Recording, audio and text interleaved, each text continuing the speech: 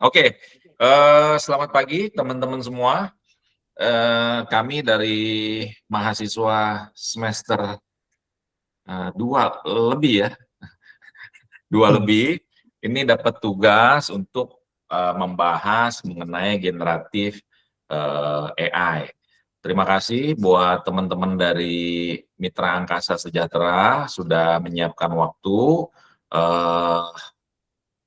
Minta tolong dibantu, kami ini mahasiswa baru semester 2, jadi jangan dibully, jangan dimarah-marahin, lagi belajar, semoga bisa cepat lulus. Jadi mohon bantuan dari Mitra Angkasa supaya tugas kami bisa selesai dengan baik. Oke, mungkin kita bisa mulai, Bu Jili bisa perkenalkan. Oh, saya perkenalkan dulu ya, UPH ini ada Pak Damres, ada Bu Reni, ada Bu Melva, ada Pak Erlang, ada Caca, Marsha, sebenarnya ada Anissa ya, tapi mungkin terkendala jaringan, sama ada siapa lagi ya di kelompok kita ya? Ada yang saya kelewat? Udah semua ya saya sebut ya? Ya pokoknya kita kerjaan rame-rame.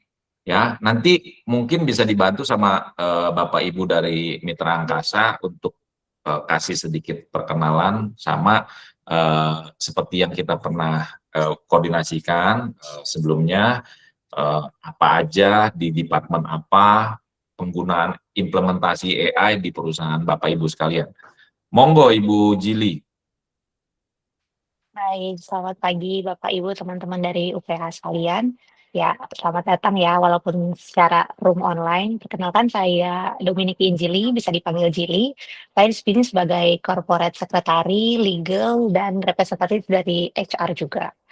Hadir di room ini ada rekan saya, ada Pak Ardi Widodo, beliau ada Departemen Head dari ITGA. Ada juga Pak Krestada dari tim marketing. Dan ada juga tim saya ini corporate secretary yang akan membantukan dokumentasi kita pada siang hari ini. Ya, untuk itu lebih lanjut, boleh tahu Bapak Ibu sekalian kira-kira apakah materi yang dibutuhkan untuk kita bahas pagi ini? Oke, mungkin di awal terima kasih waktunya teman-teman di PT Mitra Angkasa Sejahtera. Mungkin dari awal ini kita butuh dibantu profil singkat dari perusahaan terkait dengan juga produk-produk yang dihasilkan dari perusahaan. Terima kasih. Oke, saya izin share ya Bapak Ibu. Baik.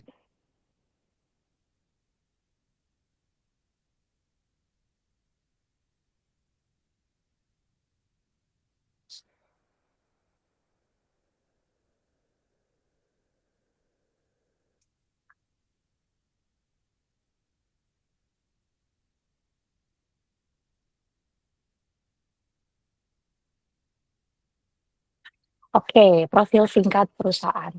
Ya, kami ini ada perusahaan yang disebut PT Mitra Angkasa Sejahtera Tbk. Pendiriannya sejak tahun 2012 dan kalau tarik ulur timeline kita mulai mengembangkan bisnis kita dalam bidang kemitraan juga sekitar tahun 2018.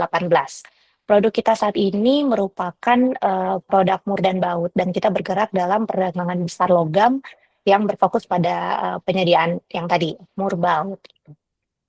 Nah, kita juga sekarang saat ini melantai di Bursa Efek sejak tahun 2022 dengan kepemilikan saham dari investor publik sekitar 14.000 orang. Seperti itu. Saat ini kita tercatat ada sekitar 20 kemitraan yang tersebar di beberapa area di Indonesia. Kira-kira itu profil singkat dari perusahaan dan ticker kita BAUT. Nah, karena ini adalah perusahaan terbuka, untuk informasi lengkapnya Bapak Ibu juga bisa cek detail di website kami, BAUT. Nah, demikian profil singkat perusahaan. Ada lagi kan, Bapak? Mohon maaf tadi untuk kira-kira kalau jumlah karyawan di BAUT sendiri ada berapa ya? Oke. Untuk jumlah karyawan konsolidasi kita dengan anak perusahaan kita di 175. Itu tercatat cut off date-nya di akhir tahun 2025. Akhir tahun 2025. Oke. Terima kasih. Mungkin dari rekan-rekan.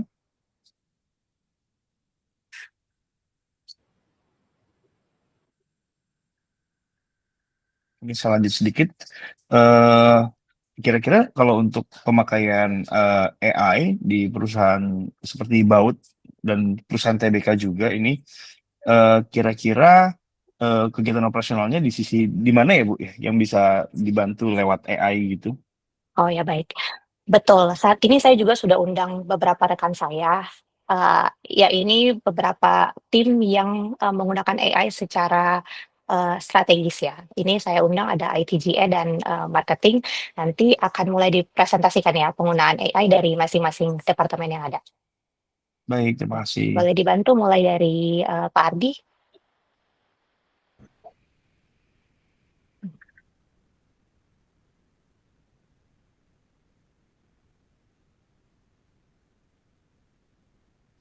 Maaf, Pak Ardi masih di mute. Oh, sorry, sudah dengar suara saya? Sudah Pak. Oke, selamat pagi teman-teman. Salam kenal sebelumnya. Pagi. Saya Ardi dari Departemen IT dan GA. Nah, perihal penggunaan AI di perusahaan ini, kami sebagai satu tim, which is di satu tim ini ada 2 departemen seharusnya IT dan GA. Dan sebagai satu tim juga kami ada beberapa entitas di tempat perusahaan kami ini. Nah, di sini tantangannya jadi lumayan beragam dan perihal teknisnya juga lumayan kompleks. Jadi AI ini kami pakai untuk pengembangan aplikasi, lalu jaringan, dan juga integrasi antar sistem ya. Termasuk migrasi sistem juga kami pakai di sini. Nah, selama pemakaian AI ini, experience-nya bagi tim kami itu yang kami rasakan adalah sebagai mitra kerja. Jadi perihal riset, penulisan coding, ya kan, kode, arsitektur, infrastruktur, semuanya AI itu berfungsi sebagai mitra kerja. Jadi tetap timnya sama, tidak merasa tergantikan, tapi dengan adanya AI itu lebih memperkuat dan mempercepat proses kerja seperti itu.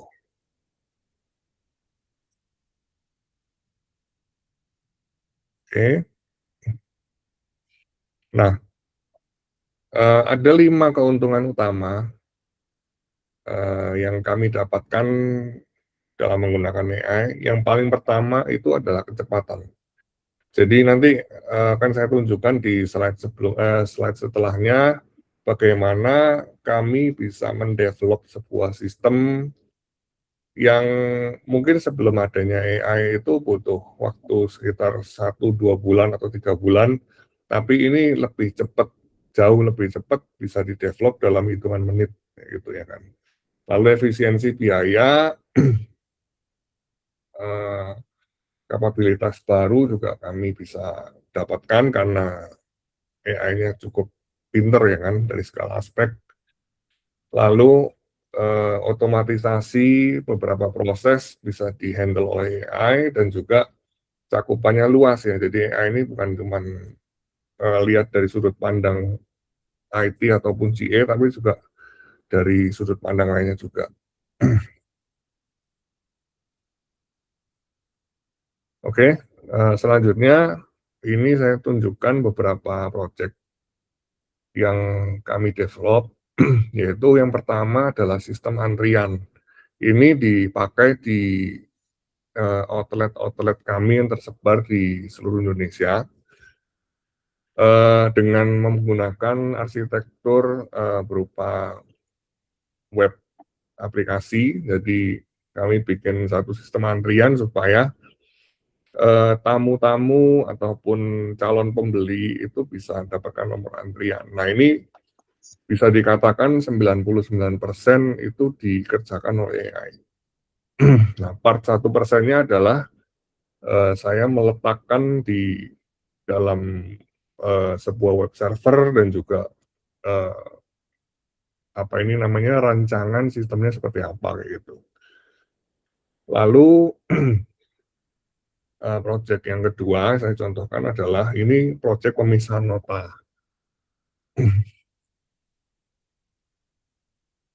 Oke, bisa ganti slide-nya. Nah, pemisahan nota ini kami develop karena adanya kebutuhan terkait GA. Nah, di tempat kami ada beberapa armada yang sudah difasilitasi dengan kartu flash, dengan flash BCA itu. Nah, lalu setelah dipergunakan, kami mendapatkan kesulitan bahwa nota yang masuk itu begitu banyak, ya kan? Dari beberapa armada dan mereka juga di situ ada BBM, ada tol, ada parkir. Nah, kalau itu dikerjakan manusia itu cukup text time dan peluang human error-nya cukup besar. Jadi kami develop sebuah sistem di mana nota itu tinggal di-scan dan di-upload. Lalu ini AI-nya sendiri yang akan memisah mana yang partnya nota BBM, mana yang tol, mana yang parkir. Dan di sini AI-nya sudah bisa baca semua tulisan yang di nota itu, lalu bisa tulisan tangan juga terbaca, lalu termasuk juga di situ ada beberapa logik atau penjagaan kalau yang terkait dengan ketentuan perusahaan, nah itu juga dimasukkan ke dalam itu. Jadi ada satu karyawan yang dalam tanda kutip kami hire untuk ngecekin nota itu, yaitu AI itu sendiri. Next, ada beberapa proyek lain yang cukup banyak kalau disebutkan satu-satu. Jadi contohnya di hal otomatisasi itu ada pengingat tiket, lalu ada posting dokumen-dokumen di sistem, lalu terkait dengan jaringan, ada netwatch, ada arsip CCTV, lalu ada e-connect, ini terkait dengan ERP juga, lalu keamanan API, sistem di audio video, ini juga kami pakai di penggunaan AI. Dari kami cukup. Ada pertanyaan mungkin? Iya. Kira-kira kalau untuk ininya Pak, tools yang dipakai kayak aplikasi-aplikasi AI-nya yang dipakai apa aja ya Pak ya? Kayak kalau public itu kan biasanya pakai ChatGPT, ada pakai Gemini, ada pakai Canva. Mungkin bisa di info kira-kira yang biasa dipakai gitu Pak. Oke, kalau dari departemen saya, yang tools pertama yang kami pakai adalah Cloud AI.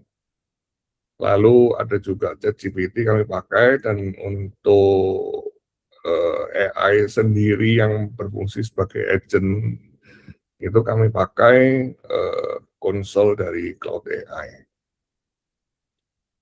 Oke, baik, baik. Thank you Pak penjelasannya. Sama-sama. Ini saya mau tanya untuk tanya sedikit tentang rencana perusahaan ke depannya terkait penggunaan AI ini ya. Karena pekerjaan kan semakin dimudahkan ya dengan AI, apalagi untuk desain, untuk marketing, apalagi karena saya juga pakai AI ini memang sangat terbantu. Jadi menurut Bapak ke depannya AI ini lebih mungkin menggantikan sebagian pekerjaan manusia atau justru hanya menjadi alat yang membantu pekerjaan saja? Bagaimana? Oke, kalau menurut saya pribadi dari experience selama ini itu cenderung jauh lebih membantu ya. Jadi secara human power-nya itu tidak fully digantikan oleh AI. Jadi tetap butuh wisely dari human-nya itu untuk bisa enhance AI-nya itu sendiri ya. Nah, mungkin dari tim marketing, dari Krisna bisa tambahkan. Oke, ini ada Ya, contoh penggunaan AI dari tim marketing ya Pak. Coba boleh dilanjutkan oleh Pak Kresna.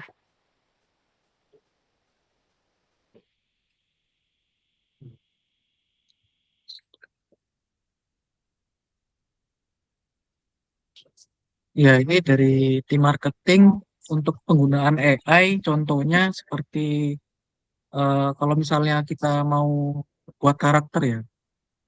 Kalau karakter kan kadang kalau karyawan itu dimintai tolong itu kayak agak malu-malu karena nggak terbiasa seperti itu. Jadi karena ada AI, jadi lebih mudah bagi kami untuk membuat model suatu karakter. Jadi lebih gampang, tinggal eh, ngeprom aja, tinggal ngeprom yang mau diomongkan apa. Nanti si karakter AI ini yang jadi sarana sebagai pengganti karyawan. Tapi itu nggak sepenuhnya AI karena di sini yang kami lakukan itu duet. Jadi ada duet karakter AI dan karakter karyawan asli. Contohnya seperti ini. Nah, ini karakter yang tadi yang kami gunakan itu karakter AI yang perempuan ini. Nah, nanti dia membahas kayak bertanya gitu, bertanya ke tim kami yang karyawan. Jadi ada duet antara AI dan human asli. Jadi nggak bisa 100% digantikan dengan AI karena kadang itu ada beberapa kalimat atau kata-kata yang masih miss selama pengalaman tim kami menggunakan AI. Itu untuk generate video, kemudian ada untuk mengenerate gambar juga. Biasanya kami untuk membuat storyboard sama generate gambar untuk mengedit gambar template, misalnya ada konten yang lagi viral yang di bendera ini kan sebetulnya gambarnya eh, bukan itu. Jadi karena ada AI lebih gampang, lebih cepat, lebih tepatnya. Jadi lebih cepat juga untuk tim marketing untuk memproduksi konten.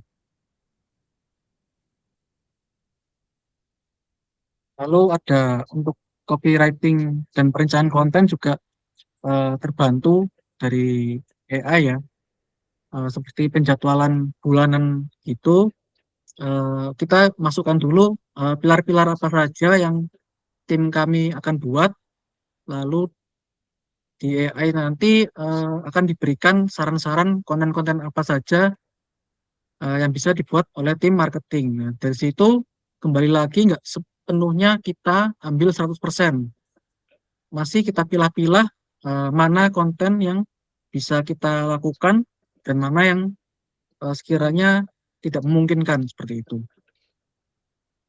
Jadi dari judul cover, caption, TikTok, judul hook untuk YouTube, deskripsi itu kita terbantu dengan menggunakan AI.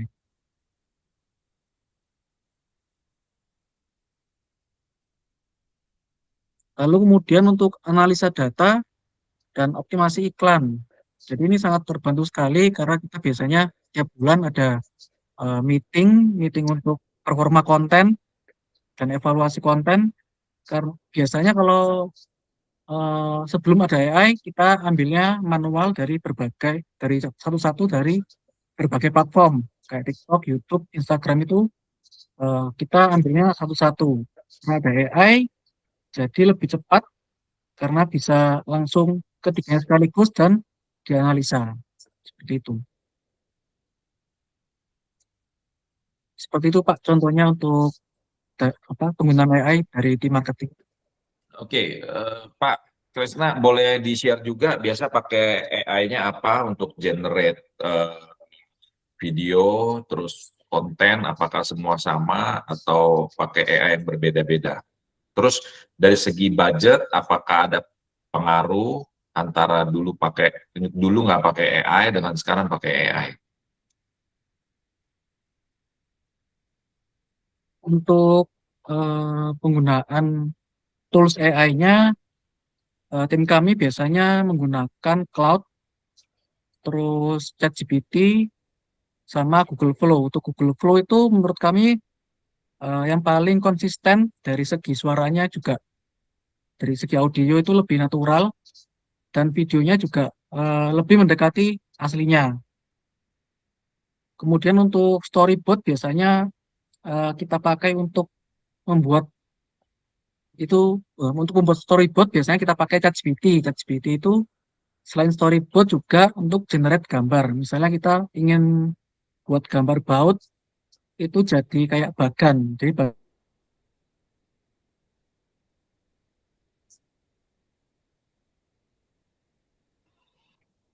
Pak Krisna, kayaknya sinyalnya. Ya, maaf ya Pak, sepertinya ada gangguan sinyal dari Pak Kresna.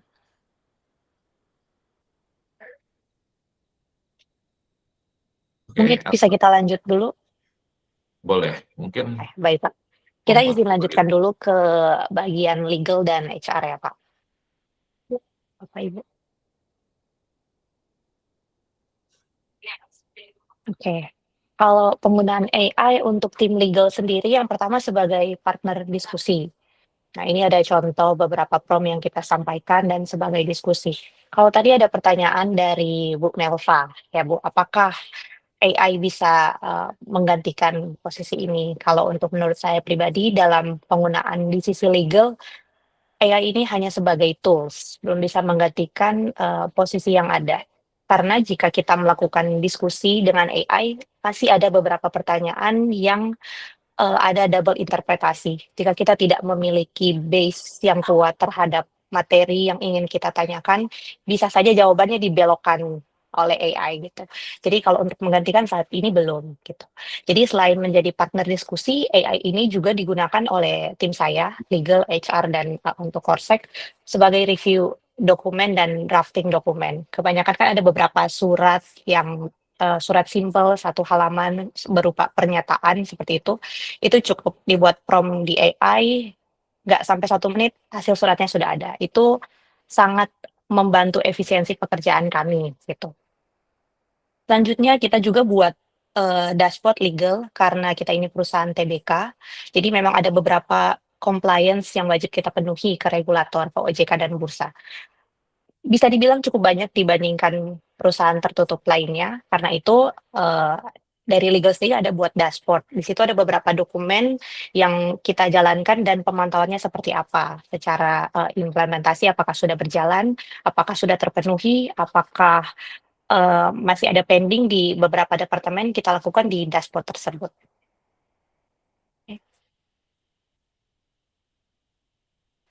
Kalau untuk sisi HR sendiri, kita saat ini dalam pengembangan dashboard juga ya untuk HR dalam bidang rekrutmen.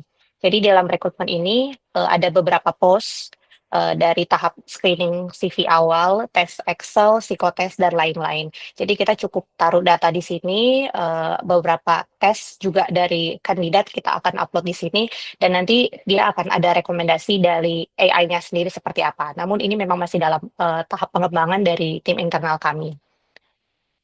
Nah, tujuan dari rekrutmen menggunakan AI ini kalau misalnya menggunakan tim mungkin memang masih bersifat feeling ya Bu, karena kita penilaian masih feeling apakah jawaban dia cukup memuaskan atau tidak. Kalau menggunakan AI kita menggunakan database.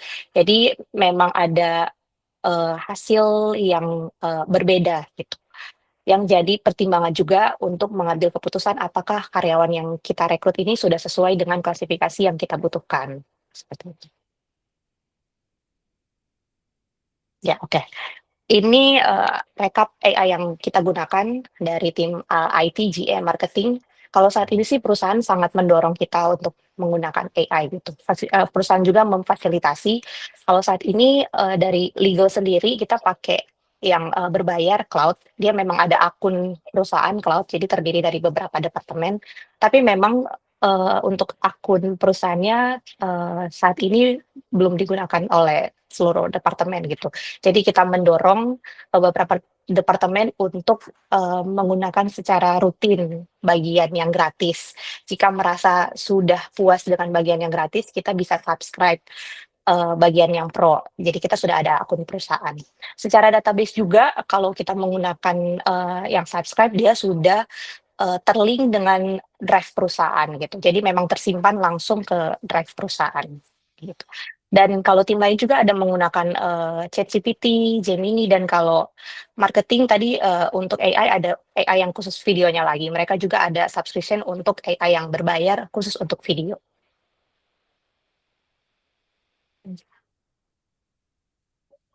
Ya, ini saya rangkum ya beberapa manfaat penggunaan AI untuk IT, marketing, legal, HR. Kalau diambil kesimpulannya tentu meningkatkan produktivitas pekerjaan karena setiap pekerjaan yang kita lakukan tanpa bantuan AI mungkin bisa berlangsung beberapa jam, tapi cukup dengan prompt yang tepat itu dapat mengefisiensi waktu, menghemat sekitar 20-30% dari waktu yang kita luangkan untuk bekerja sehari-hari.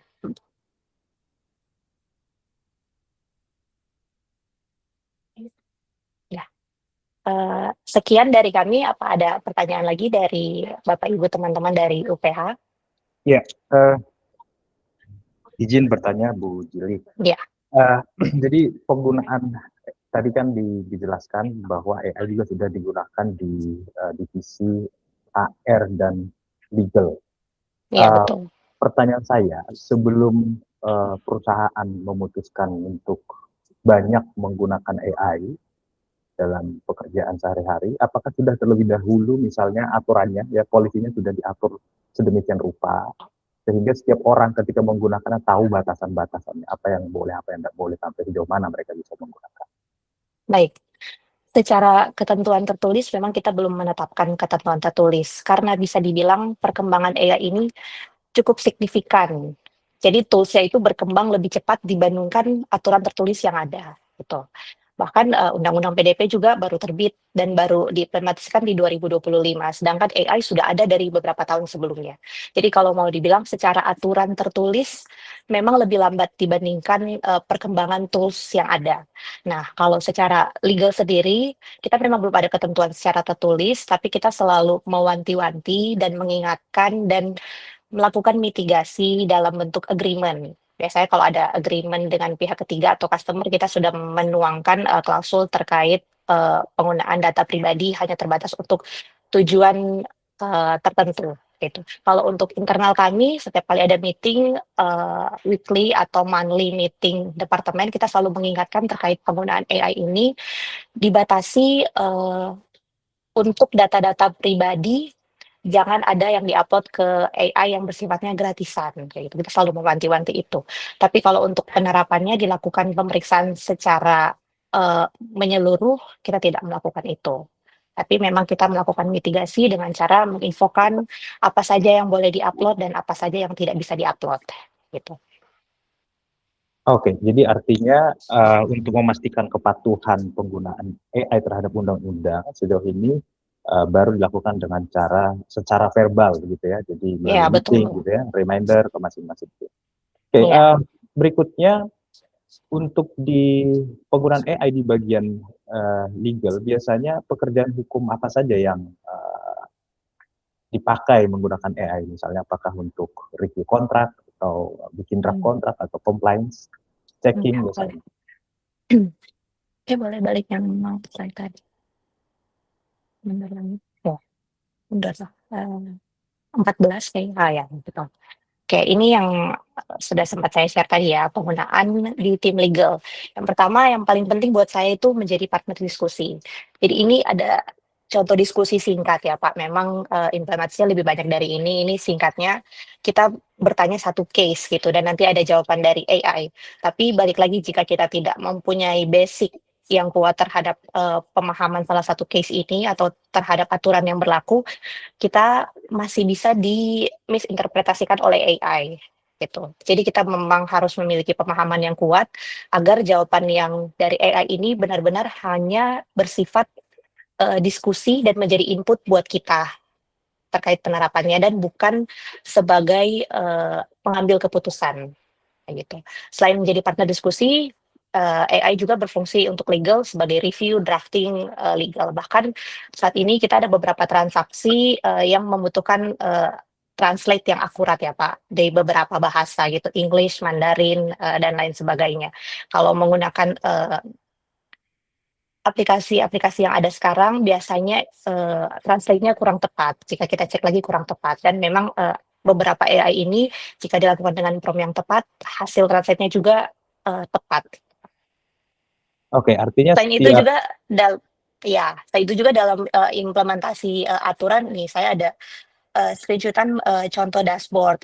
Ini ada pemenuhan, peraturan dari OJK. Ada beberapa dokumen yang harus kita penuhi secara, SOP dan aturan dan, di sini ada dashboard-nya. Jadi, bisa di-checklist mana yang sudah berjalan, mana yang masih drafting, masih yang pending-nya apa gitu, bisa dicatat di dashboard ini. Oke, boleh tahu nggak Bu Jili, di legal itu apps AI apa saja yang dipakai di legal dan HR-nya? Iya, kalau di legal kita pakai cloud, karena cloud itu sudah memang, akun perusahaan ya, Pak, dan terintegrasi dengan drive perusahaan kita. Gemini juga terintegrasi dengan drive perusahaan, karena memang, akun kita akun Google, jadi memang dapat paketannya yang Gemini gitu. Dan untuk, keseharian kalau butuh jawaban yang cepat, kita pakai ChatGPT juga, Pak. Oke, apakah setiap output dari AI ini selalu dilakukan validasi? Ya, either Iya, itu tentu. cloud, ChatGPT dan lain sebagainya, selalu divalidasi. Iya, Oke, tentu. Iya, apalagi kalau di bidang hukum, kalau tanya ke AI biasanya mereka juga menjawab sesuai dengan aturan ya, Pak. Tapi aturan itu balik lagi bukan menjadi, suatu keputusan yang dapat kita telan mentah-mentah, tapi harus dilakukan validasi lagi. Kita cek, sesuai peraturan yang ada apakah benar. Misalnya dia referensi ke salah satu pasal dan setelah kita cek, ternyata kurang tepat, kayak gitu. Jadi harus validasi lagi. oke Bu, dua pertanyaan terakhir dari saya Bu terkait legal dan HR-nya. Uh, dalam hal manfaat ya, dalam konteks waktu, seberapa cepat waktu yang bisa dipotong dengan menggunakan AI dibandingkan sebelum Mhm. menggunakan AI? Let's say spesifik misalnya bikin satu draft kontrak ya menggunakan Mhm. dengan bantuan AI dan tanpa bantuan AI. Berapa banyak waktu yang bisa di Secara presentasi ya, Pak, kalau ya. untuk ukuran waktu secara formal saya belum bisa memastikan, tapi secara presentasi cukup menghemat 30-40% waktu yang harusnya kita keluarkan jika kita buat manual, kayak gitu. Karena Oke. kalaupun dibuat AI walaupun langsung jadi nih, kita bikin prompt nggak sampai 15 detik dokumen jadi, tapi kan kita harus cek lagi apakah yang dikeluarkan itu sudah sesuai dan apakah, kalimat yang digunakan juga, mengandung interpretasi sama dengan yang kita maksud gitu. Oke, terakhir Bu Juli, tantangan terbesar menggunakan AI di dua fungsi ini apa ya?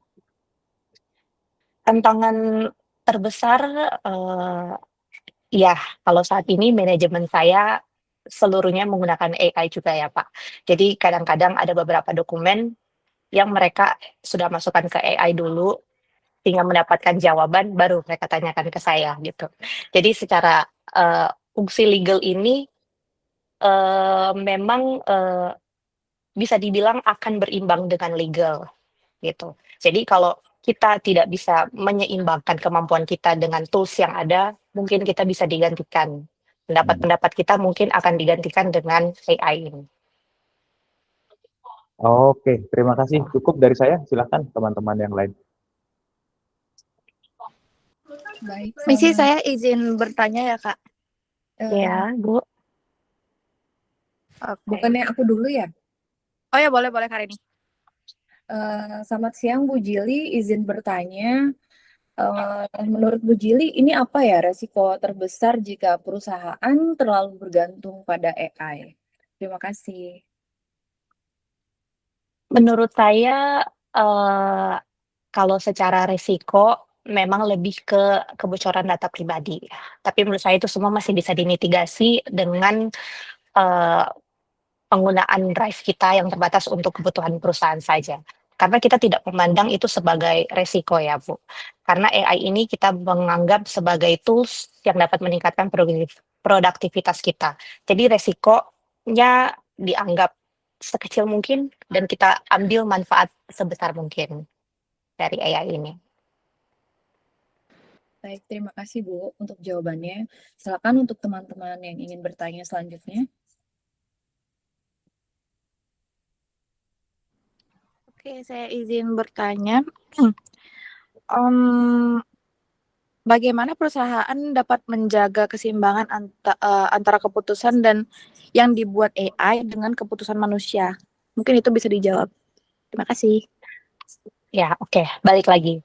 AI ini kita menggunakan AI bukan sebagai pengambil keputusan ya, karena di sini udah ada beberapa departemen, tentunya perusahaan atau bisa dibilang direksi sendiri percaya kepada kepala departemennya masing-masing untuk mengambil keputusan.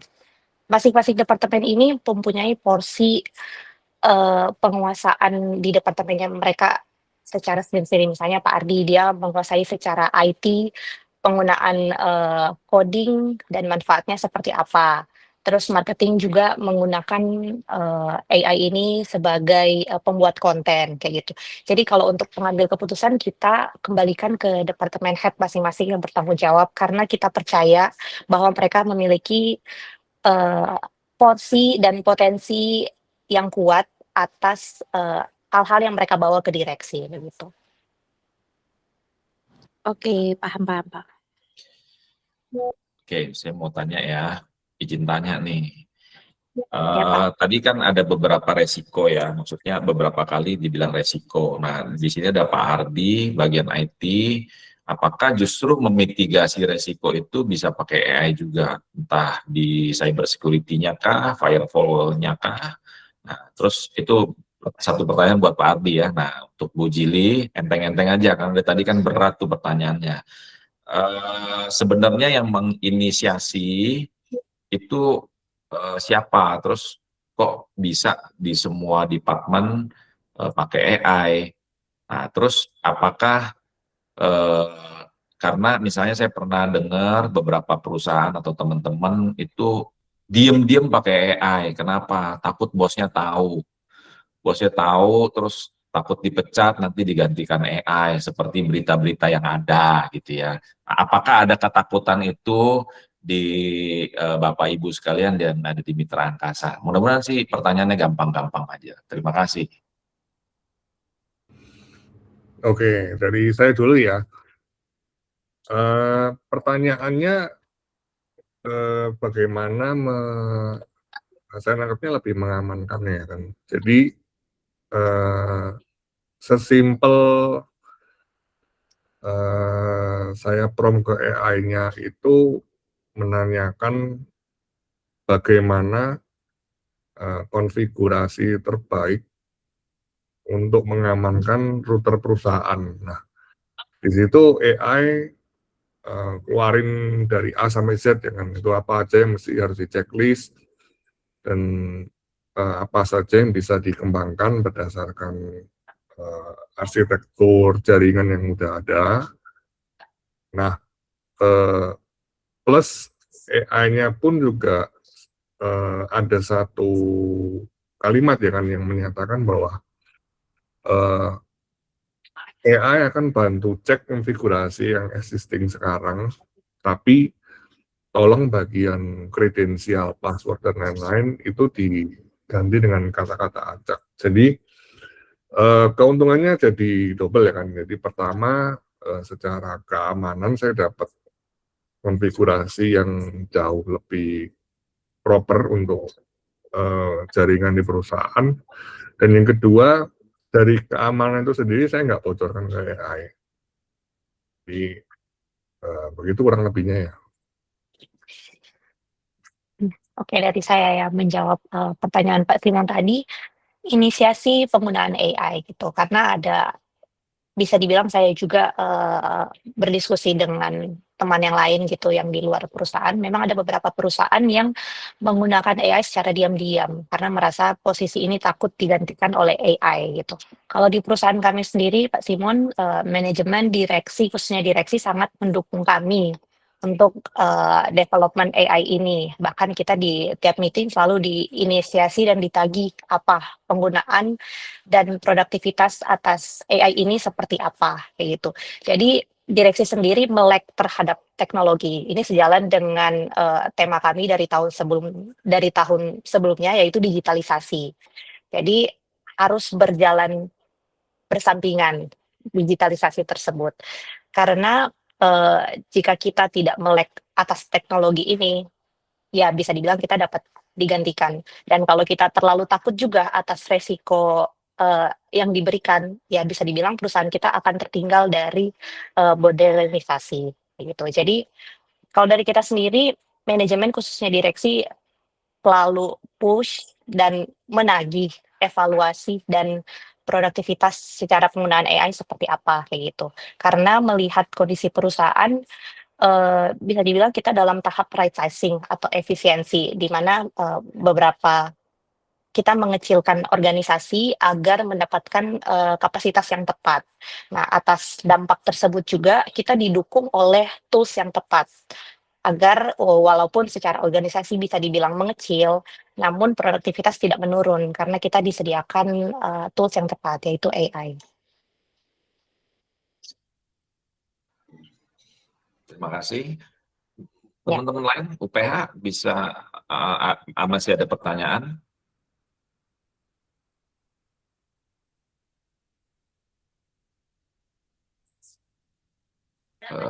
Saya beberapa cukup sih Pak. Cukup. Cukup ya? Cukup Pak. Oke, kalau memang udah cukup, nanti mungkin kalau ada pertanyaan lanjutan, minta kesediaan Bapak Ibu dari Mitra Angkasa, mungkin via WhatsApp atau phone. Anyway, terima kasih waktunya. Terima kasih juga untuk Terima kasih teman-teman. waktunya Bapak Ibu semua. Habis ini kita tinggal bikin rekapannya ya untuk laporan ke dosen. Oke, selamat siang. Terima kasih semuanya. Selamat siang, terima kasih semua. Ya. Terima kasih. Terima Selamat kasih. siang, terima Selamat kasih. siang.